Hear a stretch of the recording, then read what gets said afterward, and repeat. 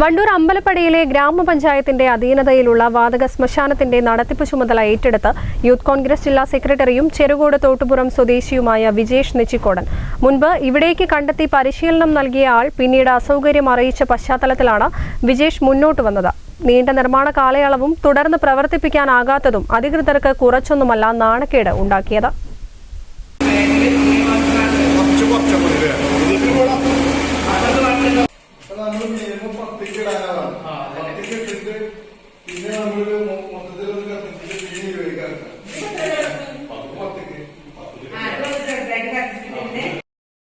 ഇതിനുവേണ്ട പരിശീലനം പൂർത്തിയാക്കി ഇന്ന് ഉച്ചയോടെയാണ് വിജേഷ് നെച്ചിക്കോടൻ വാതക ശ്മശാനത്തിലെത്തി ഉപകരണങ്ങൾ പ്രവർത്തിപ്പിച്ചു നോക്കിയത്. ഗ്രാമപഞ്ചായത്ത് president VM Seena, vice president Siddique Pattikkadan, CTP Jabir തുടങ്ങിയവരും കേന്ദ്രം പ്രവർത്തിക്കുന്നത് കാണാനെത്തിയിരുന്നു. വാതക ശ്മശാനം ഞങ്ങൾ കഴിഞ്ഞ ബോർഡിൽ വെച്ച് വിജേഷ് എന്നൊരാൾക്ക് ട്രെയിനിങ് കൊടുത്ത് അവരിപ്പോൾ അംഗീകരിച്ചിട്ടുണ്ട്. ഇനി എഗ്രിമെന്റ് വെക്കാൻ നടപടികളും സ്വീകരിക്കാനുണ്ട്. അതുകൂടി കഴിഞ്ഞാൽ ഞങ്ങൾ പെട്ടെന്നത് തുറന്ന് പൊതുജനങ്ങൾക്ക് പ്രവർത്തിക്കുന്നതാണ്.